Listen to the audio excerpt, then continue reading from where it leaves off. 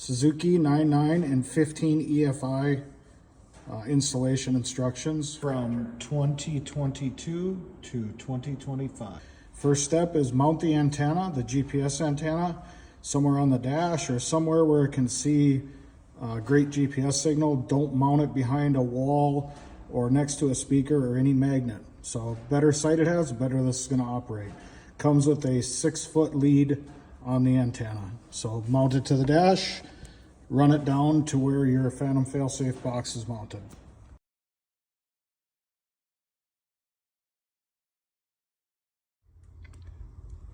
Step 2, we're going to mount the phantom failsafe box in the boat. This is just a prototype box we're using for videos. The final box is much nicer, that's injection molded. But this is just a 3D printed box that we tested with and do videos with. You'll have 3 LED lights that will be waterproof: red, green, yellow. The red tells you you're getting power to the box. The green will flash when you have good GPS signal, so you will have to be outside when you test it. And the yellow will light up when it's active. So after you hit a certain GPS speed, the yellow will go active. You have your 12-pin connector, which you get a harness that will plug right into your 12-pin connector. On the back side of the box, you have an antenna plug-in. So in step 1, you mounted the antenna. This is where it will turn on to. It will actually be sticking out of the box. So we're going to mount this box and we'll be back for step 3.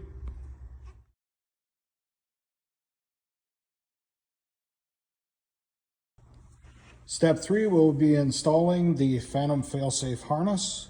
This is relatively easy. The gray plug-in will plug into the phantom failsafe box, so that end will have to be up near where you mounted the phantom box in the boat. The next thing we're going to do is put the power wires into the boat. So the red and black wires that are here will be run to a 12-volt switch.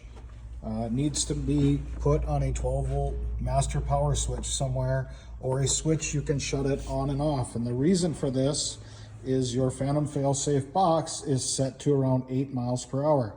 If your boat will go faster than 8 miles per hour and you're trying to get home because your big motor went down, you can shut the switch off. Or if you're backing in the garage and you get careless and you're backing up fast and for some crazy reason it picks up GPS speed, it will trim up on its own. So you need to have a on-off switch on the power wire.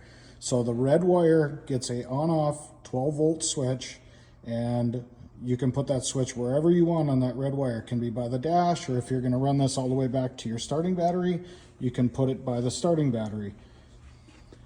So that'll be the next step. We're going to put the harness, start assembling the harness up to the box.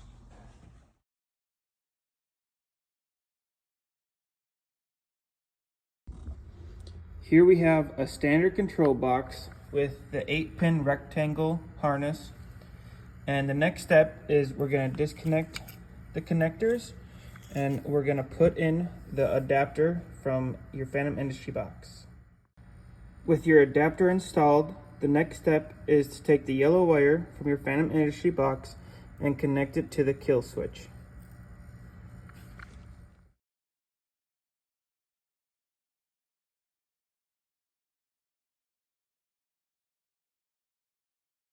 Step 5, you're going to get a long harness with your phantom failsafe kit that has gray connectors like that, bullet connectors on both ends.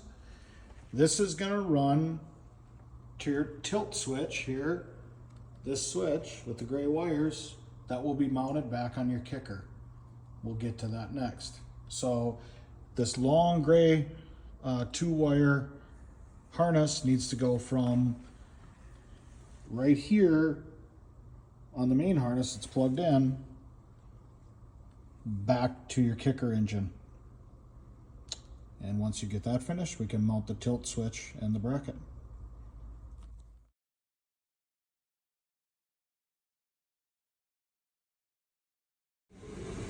Step 5, part 2.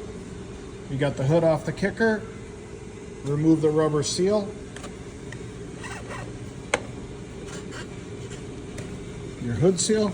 Then you're gonna get an 8mm socket and take off one 2, 3, 4, 5, 6, 7 bolts.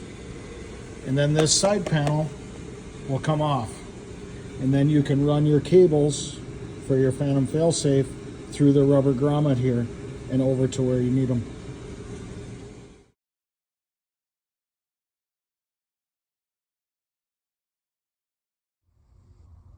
Step 5, part 3. So we ran the two gray wires through the boat over to the kicker engine. So once you got to the kicker engine, you find the throttle cable and the boot that's in between the side panel that you just removed. You lift the boot up and you can slide the cable, the two gray wires on top of the shift cable where it comes through into the hood. And once you have it in here, you can run it up. And what I did was ran it around the crankcase breather hose, just wrapped it around there, over to the other side of the kicker. And once the two gray wires are over here on the other side of the kicker, you will mount your tilt switch right here, this orange bracket. So if you find the fuel filter on the side of your engine and the vapor canister, it's right next to it. You're going to remove that bolt, that factory bolt, put the orange bracket on, take your two gray wires from the tilt switch and plug it into the two gray wires from the phantom harness.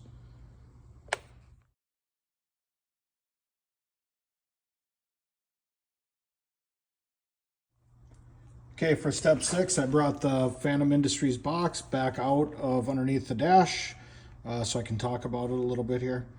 So you have a female connector coming out of the Phantom Industries box. This harness is now under your dash installed, so you can connect the two connectors. Make sure before you connect these two connectors, your 12-volt power switch is off. So I don't want any power going to anything when you plug these two connectors in. So power switch off, 12-volt power switch off, and then plug these two 12-pin connectors in. Make sure when you plug them in, they snap together. You can hear them click. If you don't snap them together, a lot of times you don't have good connection.